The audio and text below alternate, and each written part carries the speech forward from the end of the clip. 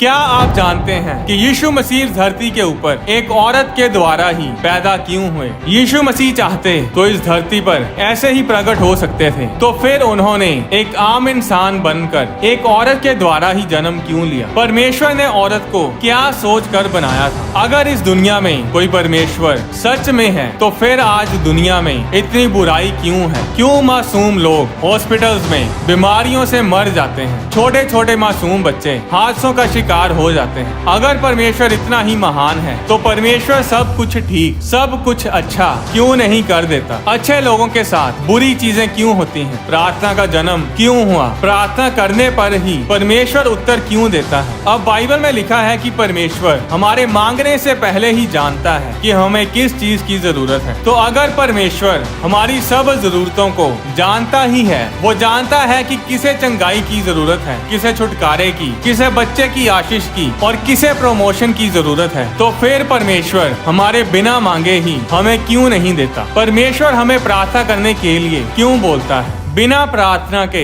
परमेश्वर हमें उत्तर, हमें चंगाई और आशीष क्यों नहीं देता? जब देखो प्रार्थना प्रार्थना प्रार्थना। ये प्रार्थना का फंडा क्या है? हमें हमारे स्वर्गीय पिता, हमारे परमेश्वर से कुछ मांगने के लिए प्रार्थना क्यों करनी पड़ती है? क्यों लोग प्रार्थना नहीं कर पाते? क्यों शैतान लोगों को प्रार्थना करने से रोकता है? क्यों शैतान आपको यूजलेस कामों में, बेकार के कामों में बिजी रखता है? सारी गेम प्रार्थना की है। आज लोग हर रोज अपनी मन मर्जी के सब काम करते हैं, पर प्रार्थना नहीं करते। कुछ तो बड़ी मुश्किल से 5-10 मिनट कर लेते हैं, पर कुछ तो वो भी नहीं करते। प्रार्थना करने में ही अड़चने क्यों पैदा होती हैं? प्रार्थना का जन्म कब हुआ? प्रार्थना की शुरुआत कब हुई? इसका उत्तर हमें बाइबल में मिलता है। उत्पत्ति अध्याय 1 उसकी 26 आयत में परमेश्वर ने कहा, हम मनुष्य को अपने स्वरूप के अनुसार अपनी समानता में बनाएं, और वे समुद्र की मछलियों और आकाश के पक्षियों और घरेलू पशुओं और सारी पृथ्वी पर और सब रेंगने वाले जंतुओं पर जो पृथ्वी पर रेंगते हैं अधिकार रखें। जब परमेश्वर ने ये शब्द बोले कि मनुष्य अधिकार रखें, तभी सब कुछ बदल गया। जब परमेश्वर ने मनुष्य को बनाया, तब परमेश्वर ने कहा, आओ हम मनुष्य को अपने जैसा बनाएं। पर जब धरती पर अधिकार रखने की बारी आई, तब परमेश्वर ने ये नहीं कहा कि आओ हम पृथ्वी पर अधिकार रखें। परमेश्वर ने कहा कि मनुष्य इस पृथ्वी पर, इस धरती पर अधिकार रखें। जब भी परमेश्वर कुछ बोलता है, तो वो कानून बन जाता है, वो लॉ बन जाता है। और यही कारण है कि परमेश्वर बहुत कम बोलता है। लोग प्रार्थना करते हैं कि परमेश्वर मुझसे बात कर, पर परमेश्वर इतनी जल्दी कुछ नहीं बोलता, क्योंकि परमेश्वर जानता है कि अगर उसने कुछ बोल दिया तो वो कानून बन जाएगा और फिर परमेश्वर को वो काम करना ही होगा। अब मनुष्य आत्मा भी है और शरीर भी। आत्मा हमेशा जीवित रहती है, पर शरीर मर जाता है। परमेश्वर ने मनुष्य को पृथ्वी पर अधिकार दिया है, इसलिए इस धरती के ऊपर लीगली, कानूनी तौर पर अगर कोई काम कर सकता है, तो वो सिर्फ इंसान है। अगर किसी आत्मा को इस धरती पर लीगली रहना है, कानूनी तौर पर रहना है, तो वो शरीर में ही रह सकती है। इस धरती पर अकेली आत्मा इल्लीगल है, गैर कानूनी है। इसीलिए जब कोई मरता है, तो उसकी आत्मा को ये धरती छोड़कर जाना पड़ता है। हर आत्मा जो इस धरती पर बिना शरीर के है, वो इल्लीगल है, गैर कानूनी है। इसीलिए दुष्ट आत्माएं इस धरती के ऊपर इल्लीगल है। इस धरती पर अगर कोई काम कर सकता है, तो वो शरीर है, बॉडी है। बिना शरीर के, बिना बॉडी के कोई आत्मा काम नहीं कर सकती। अगर सिर्फ आत्मा ही सब कुछ कर सकती, तो दुष्ट आत्माओं ने सारी दुनिया को नष्ट कर देना था। इसीलिए दुष्ट आत्माएं शरीर की तलाश में रहती हैं कि कब किसी शरीर पर कब्जा करें, और उस शरीर के द्वारा वो दुष्ट आत्माएं वो दुष्ट काम, तबाही के कामों को करें। अगर दुष्ट आत्माएं ऐसे ही धरती पर बिना शरीर के काम कर सकती, तो आज हर गली मोहल्ले में, हर शहर में बॉम्ब ब्लास्ट, टेररिस्ट अटैक्स, लूट मार हो रही होती। क्रिश्चियंस के ऊपर, परमेश्वर के लोगों के ऊपर हर रोज अटैक हो रहे होते। पर ऐसा होता नहीं, क्योंकि आत्माओं की पावर इस धरती के ऊपर लिमिटेड है। इस धरती पर काम करने के लिए उन्हें शरीर की, बॉडी की जरूरत होती है, और वो दुष्ट आत्माएं लोगों के अंदर दाखिल होकर परमेश्वर के लोगों का, परमेश्वर के कामों का, परमेश्वर के चमत्कारों का विरोध करती हैं। और यही कारण है कि जब परमेश्वर ने इस धरती पर कोई काम करना होता है, तो परमेश्वर को भी किसी शरीर की जरूरत होती है। अब अगर परमेश्वर चाहे तो वो कुछ भी कर सकता है। वो बिना शरीर के भी इस धरती पर कुछ भी कर सकता है, पर परमेश्वर ऐसा करता नहीं और ना ही कभी ऐसा करेगा, क्योंकि अगर परमेश्वर अपने वचन को ही तोड़ देगा तो फिर परमेश्वर के ऊपर कोई विश्वास ही नहीं करेगा। बाइबल में भजन संहिता अध्याय 138 उसकी 2 आयत में लिखा, तूने अपने वचन को अपने नाम से अधिक महत्व दिया है। परमेश्वर ने अपने आप से ज्यादा अपने वचन को महत्व दिया है। परमेश्वर अपने वचन से कभी नहीं टलता, उसका वचन कभी नहीं बदलता। परमेश्वर इतना महान, इतना फेथफुल है कि जो वचन, जो कानून, जो लॉ वो बना देता है उसे वो खुद भी फॉलो करता है। और इसीलिए परमेश्वर इस धरती पर बिना शरीर के कोई काम नहीं कर सकता। इसलिए नहीं कि वो कमजोर है या फिर वो डरता है, बल्कि इसलिए कि वो इतना फेथफुल, इतना वफादार है कि वो अपना वचन कभी नहीं तोड़ता। बाइबल में लिखा है कि परमेश्वर आत्मा है और इसीलिए वो कभी भी बिना शरीर के इस धरती के ऊपर आकर कोई काम नहीं करेगा, क्योंकि जब परमेश्वर ने बोला कि इस धरती पर मनुष्य अधिकार रखें तो वो कानून बन गया, वो लॉ बन गया। और इसीलिए अगर इस धरती पर कुछ भी लीगली करना है तो वो एक आत्मा के द्वारा तभी होगा जब उसके पास एक शरीर होगा, एक बॉडी होगी। और शैतान इस बात को जानता था। वो उस समय आदम और हवा के अंदर तो आ नहीं सकता था, इसलिए वो एक सांप के अंदर आया और उसने हवा को भरमाया और हवा ने उस फल को खाया जिसे खाने से परमेश्वर ने मना किया था। और हवा उस फल को अपने पति आदम को भी खिलाती है और वे दोनों पाप करते हैं। जब परमेश्वर आदम और हवा से मिलने के लिए आता है तो उस समय हवा ने परमेश्वर से कहा कि सांप ने मुझे बहकाया, और उसके बहकावे में आकर उसने उस फल को खाया। और उस समय परमेश्वर सांप को, उस शैतान को श्रापित करता है, जिसके बारे में उत्पत्ति अध्याय 3 उसकी 15 आयत में आप पढ़ सकते हैं। और मैं तेरे और इस स्त्री के बीच में और तेरे वंश और इसके वंश के बीच में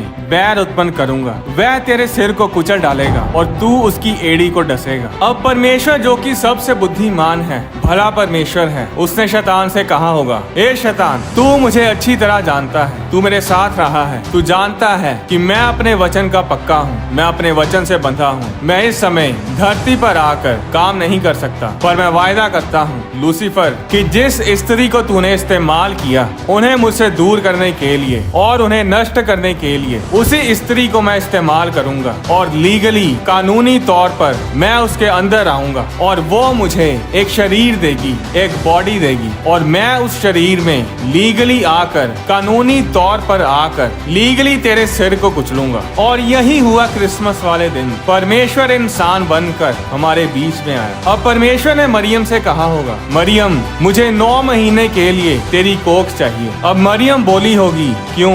परमेश्वर ने कहा होगा, मैं लीगली, कानूनी तौर पर इस धरती पर जन्म लेना चाहता हूँ। लूका अध्याय 1 उसकी 31 आयत में स्वर्ग दूत ने मरियम से कहा, देख, तू गर्भवती होगी और तेरे एक पुत्र उत्पन्न होगा, तू उसका नाम यीशु रखना। आज एक औरत को पता नहीं कि वो कितनी आशीषित और कितनी सामर्थी है। क्या आप जानते हैं कि जब परमेश्वर औरत को बना रहा था तब परमेश्वर अपने बारे में सोच रहा था। उत्पत्ति अध्याय 3 उसकी 15 आयत में परमेश्वर ने शैतान से कहा था कि शैतान, ये औरत तेरे लिए मुसीबत होगी, ये तेरा जीना मुश्किल कर देगी। शैतान को पता था कि औरत उसके लिए मुसीबत पैदा करेगी, औरत का वंश उसके सिर को कुचलेगा, और इसीलिए उसने औरत को करप्ट करना शुरू किया। स्वर्ग दूतों को भरमाया कि वे धरती पर जाकर स्त्रियों को अपनी पत्नी बनाएं और उनसे शादी करके बच्चे पैदा करें। और इसी तरह उन औरतों और उन स्वर्ग दूतों के मेल से दानव पैदा हुए, और ऐसे ही चलते चलते औरत का बीज खतरे में पड़ने लगा। और इसीलिए परमेश्वर ने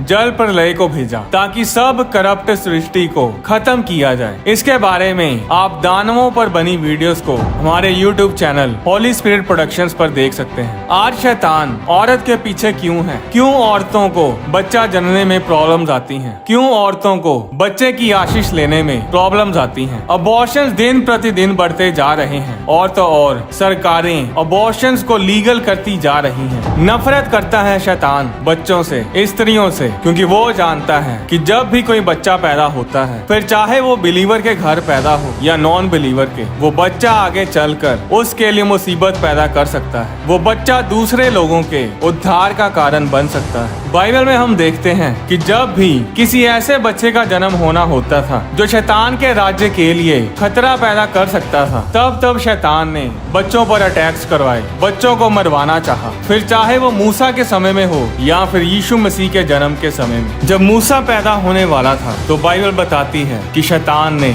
यहूदी लोगों के सब नव जन्मे लड़कों को मरवा डाला। और यही हुआ जब यीशु मसीह का जन्म हुआ था। राजा हेरोदेस ने 2 साल से कम उम्र के सब लड़कों को मरवा डाला था। औरत के पास ये गिफ्ट है, एक बच्चे को, परमेश्वर के योद्धा को, परमेश्वर के सोल्जर को इस दुनिया में लेकर आने की। इंडिया जैसी और भी कई कंट्रीज हैं जहां पर लड़की को पैदा ही नहीं होने दिया जाता। आज भी लोग लड़की की जगह लड़का पाने के चक्कर में लड़कियों के अबॉर्शंस करवा देते हैं। आपको क्या लगता है ये चीजें नॉर्मल हैं या इंसान के द्वारा सेटअप की गई हैं? नहीं, ये सब शैतान के प्लान्स हैं। यीशु मसीह को इस दुनिया में आने से तो वो रोक नहीं पाया, पर अब उसकी कोशिश ये होती है कि फ्यूचर में आने वाले परमेश्वर के दासों को, परमेश्वर के लोगों को पैदा ही ना होने दिया जाए। अगर औरत ही नहीं होगी तो बच्चे कहाँ से होंगे? बाइबल बताती है कि बच्चे परमेश्वर की ओर से तोहफे, गिफ्ट होते हैं। यशायाह अध्याय 7 उसकी 14 आयत में लिखा, इस कारण प्रभु आप ही तुमको चिन्ह देगा, सुनो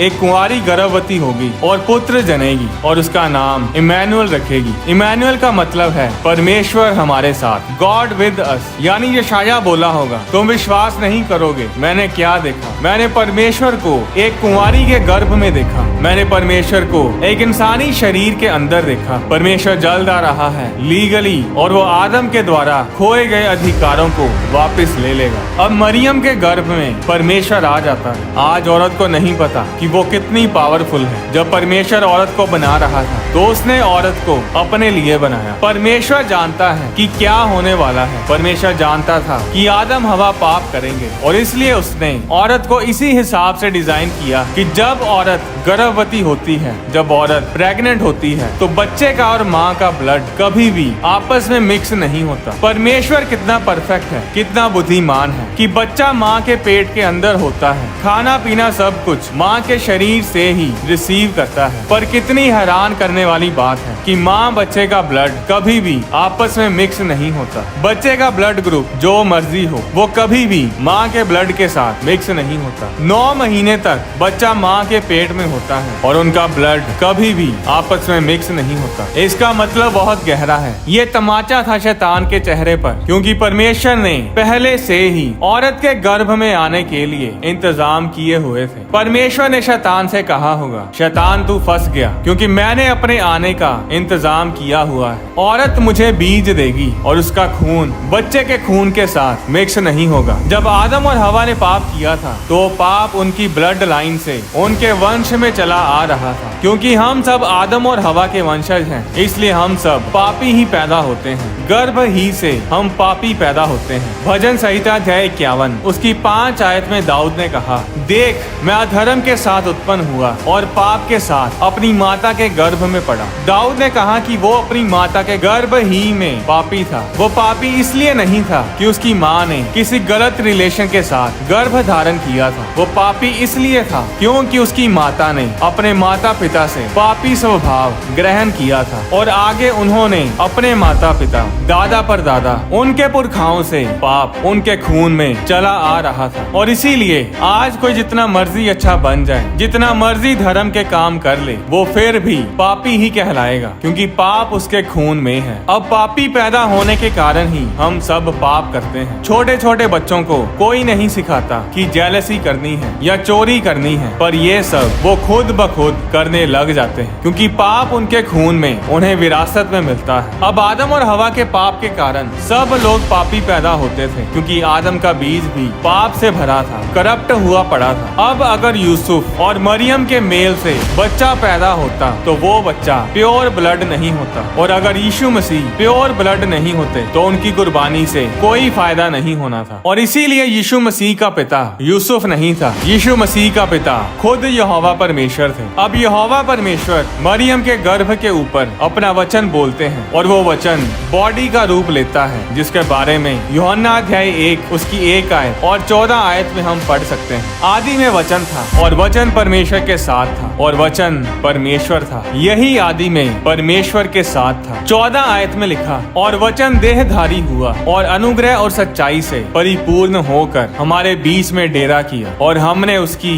ऐसी महिमा देखी जैसी पिता के इकलौते इकलौते की महिमा। वो वचन यीशु मसीह थे जो मरियम के गर्भ में थे। अब यीशु मसीह का ब्लड प्योर ब्लड था। वो ना तो माँ के ब्लड के साथ मिक्स हुआ और ना ही इस धरती के पिता के करप्ट ब्लड के साथ, क्योंकि वो ब्लड स्वर्गीय पिता परमेश्वर का था। वो ब्लड गॉड ब्लड था। और जब वो बच्चा हुआ तो उसका प्योर ब्लड था, पवित्र ब्लड था, और उसी के प्योर ब्लड ने सारी दुनिया को पाक साफ किया। अब ब्लड ने कैसे साफ किया, ये एक अलग वीडियो में हम बात करेंगे। यीशु मसीह के ब्लड के अंदर परमेश्वर का डीएनए था। यीशु मसीह के अंदर मरियम का ब्लड नहीं था, बल्कि मरियम खुद यीशु मसीह के ब्लड के द्वारा बचाई गई। अब जो मैं आपको बताने जा रहा हूँ, इन बातों को बड़े ध्यान से सुनिएगा, क्योंकि ये वचन आपका जीवन बदलने जा रहे हैं। यशायाह अध्याय 9 की 6 आयत में लिखा, क्योंकि हमारे लिए एक बालक उत्पन्न हुआ, हमें एक पुत्र दिया गया है और प्रभुता उसके कांधे पर होगी। अब दोबारा इस आयत को सुनिएगा, क्योंकि हमारे लिए एक बालक उत्पन्न हुआ, हमें एक पुत्र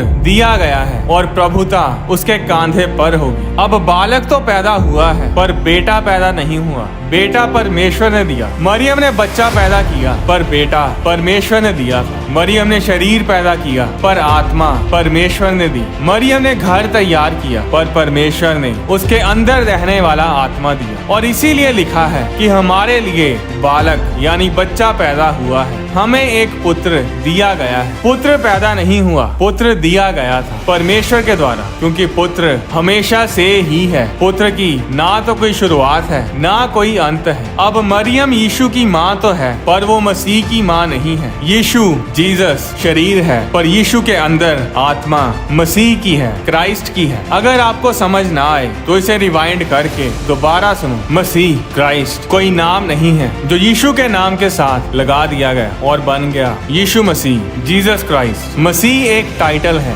एक शीर्षक है, जिसका मतलब है अभिषिक्त, द अनॉइंटेड वन। और मसीह पैदा नहीं हो सकता, क्योंकि मसीह परमेश्वर है, वो पहले से ही है। इस दुनिया को मसीह ने बनाया है। बाइबल में ऐसा कहीं नहीं लिखा कि स्वर्गदूत ने आकर कहा हो कि बच्चे का नाम यीशु मसीह रखना। जब स्वर्गदूत यूसुफ के पास और मरियम के पास आया तो उसने दोनों से कहा कि बच्चे का नाम यीशु रखना। उसने ये नहीं कहा कि यीशु मसीह रखना। इसके बारे में लूका अध्याय 1 उसकी 30 और 31 आयत में हम पढ़ सकते हैं। स्वर्गदूत ने मरियम से कहा, हे मरियम, भयभीत ना हो, क्योंकि परमेश्वर का अनुग्रह तुझ पर हुआ है। देख, तू गर्भवती होगी और तेरे एक पुत्र उत्पन्न होगा, तू उसका नाम यीशु रखना। फिर मत्ती अध्याय 1 उसकी 20 आयत में स्वर्गदूत ने यूसुफ से कहा, हे यूसुफ, दाऊद की संतान, तू अपनी पत्नी मरियम को अपने यहाँ ले आने से मत डर, क्योंकि जो उसके गर्भ में है वह पवित्र आत्मा की ओर से है। वह पुत्र जनेगी और तू उसका नाम यीशु रखना। अब यीशु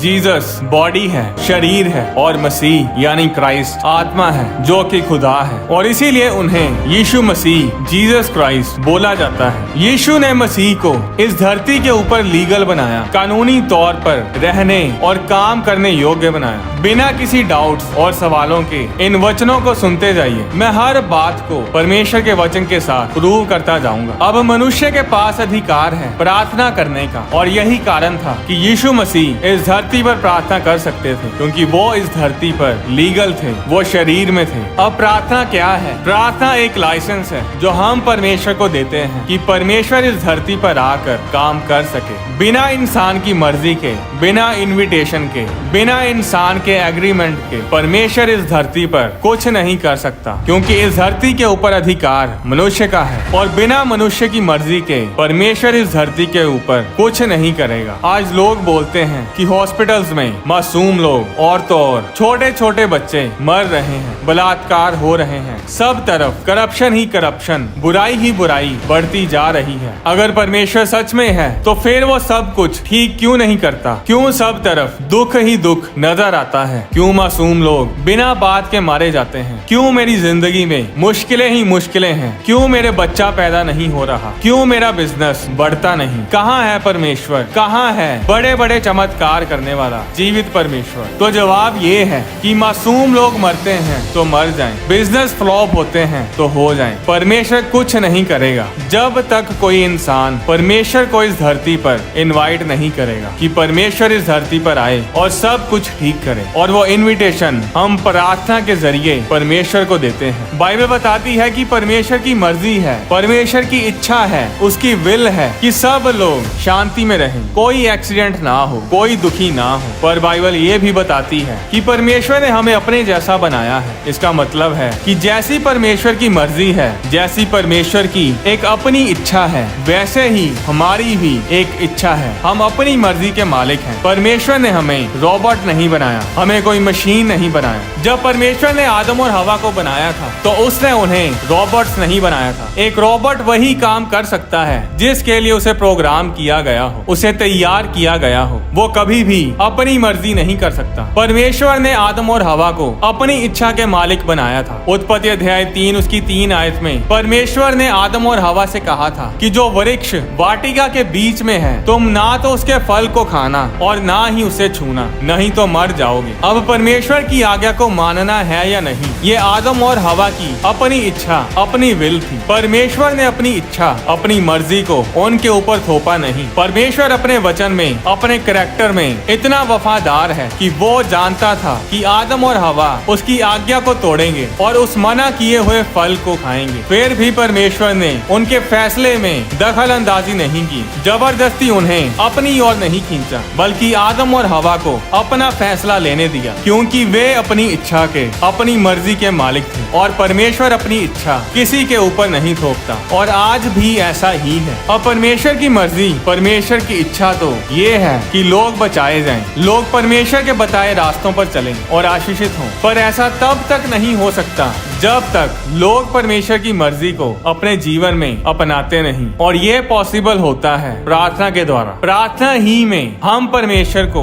अपनी लाइफ में आने का और काम करने का इनविटेशन देते हैं, उसे लाइसेंस देते हैं, उसे परमिट देते हैं। और हर एक जन की एक अपनी इच्छा, एक अपनी मर्जी होती है, अपनी विल होती है। अब इस सारी दुनिया की पॉपुलेशन तकरीबन 8 बिलियन यानी 800 करोड़ के करीब है। यानी वे सब लोग अपनी मर्जी के मालिक हैं। और परमेश्वर उनके जीवन में तब ही काम करेगा जब लोग अपनी इच्छाओं को, अपनी मर्जी को, अपनी विल को खत्म करके, उसे नजरअंदाज करके परमेश्वर की मर्जी, उसकी इच्छा को, उसकी विल को अपने जीवन में ग्रहण करेंगे। अगर आपकी इच्छा है कि आप इंजीनियर बनना चाहते हैं और परमेश्वर की इच्छा है कि आप डॉक्टर बने, तो परमेश्वर कभी भी आपको फोर्स नहीं करेगा कि आप डॉक्टर बने। वो अपनी इच्छा को आपके ऊपर थोपेगा नहीं, क्योंकि परमेश्वर ने आपको अपनी मर्जी का मालिक बनाया है। परमेश्वर आपको बता देगा कि आपके जीवन में उसकी इच्छा क्या है, पर वो कभी भी अपनी इच्छा आपके ऊपर थोपेगा नहीं। परमेश्वर आपको रास्ता दिखा देगा, पर उस पर चलना है कि नहीं,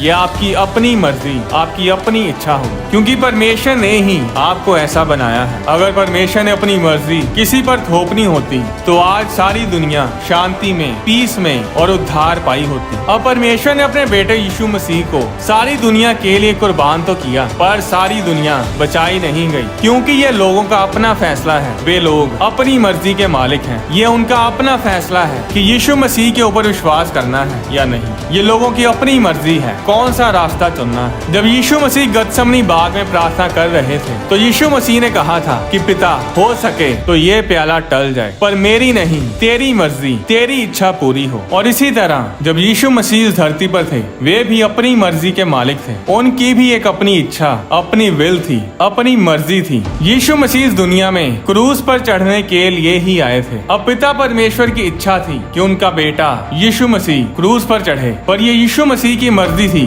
कि वो परमेश्वर की मर्जी को, परमेश्वर के प्लान को अपनी लाइफ में, अपने जीवन में पूरा करना चाहते हैं या नहीं। यीशु मसीह ने अपनी मर्जी को, अपनी इच्छा, अपनी विल, अपने डिजायर्स को खत्म करके, उन्हें नजरअंदाज करके, उन्होंने अपने पिता यहोवा परमेश्वर की मर्जी को अपने जीवन में अपनाया। बाइबल बताती है कि जब लोग तलवारें और लाठियां लेकर यीशु मसीह को पकड़ने के लिए आए थे तो उस समय पतरस ने महायाजक के दास पर तलवार चलाकर उसका कान उड़ा दिया था। तब यीशु ने उसे कहा था कि अपनी तलवार म्यान में रख ले, क्योंकि जो तलवार चलाते हैं वे सब तलवार से नष्ट किए जाएंगे। फिर मत्ती अध्याय 26 उसकी 53 आयत में यीशु ने उससे कहा, क्या तू नहीं जानता कि मैं अपने पिता से विनती कर सकता हूँ और वह स्वर्ग दूतों की 12 पलटन से अधिक मेरे पास अभी उपस्थित कर देगा। परंतु पवित्र शास्त्र की वे बातें कि ऐसा ही होना अवश्य है कैसे पूरी होंगी। अब अगर यीशु मसीह चाहते तो वो हजारों स्वर्ग दूतों की सेना को